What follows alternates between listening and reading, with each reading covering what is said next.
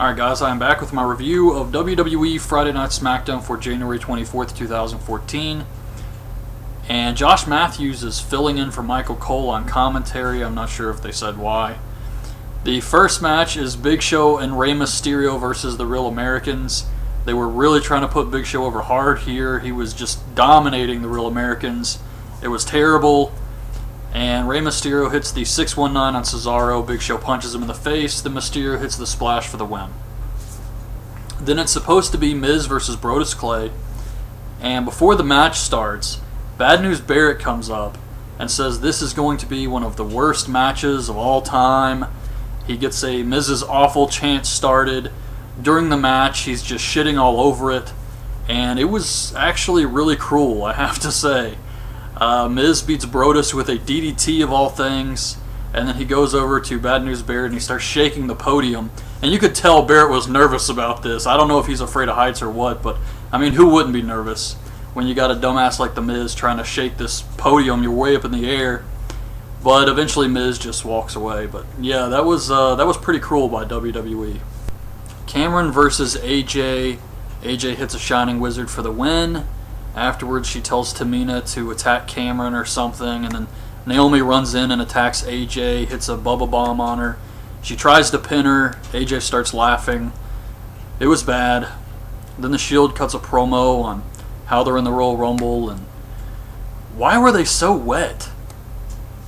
Los Matadores versus Ryback.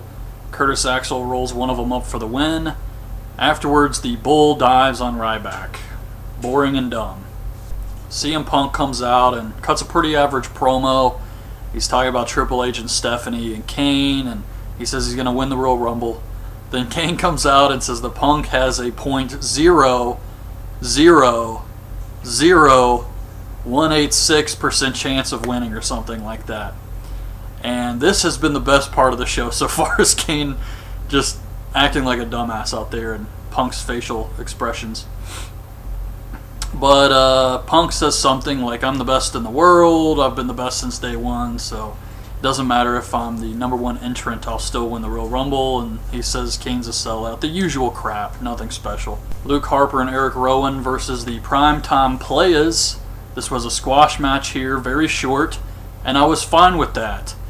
I don't think the Primetime Playas got any offense in whatsoever. Titus O'Neil never even got tagged in. Harper hits a clothesline on Darren Young for the win.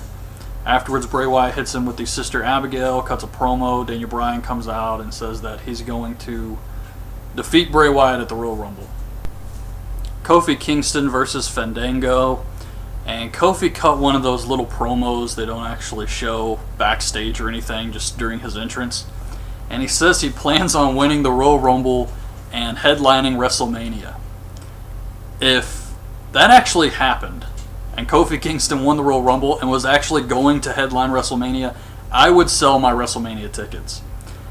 But match was okay, I guess. It was like a Superstars quality match, really. Kofi hits Trouble in Paradise for the win.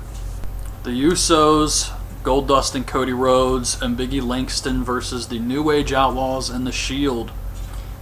And this match was okay, I guess, but eventually everybody just starts doing whatever the hell they want, so the ref throws the match out. Then R-Truth, Xavier Woods, Punk, Ryback, some other guys run out to the ring. They all start brawling like it's a Royal Rumble, and that was the end of the show. And the main event was okay, but this was really just a below average show. So that's my review. Hope you guys liked the video. Leave your thoughts on the show in the comments, and thanks for watching.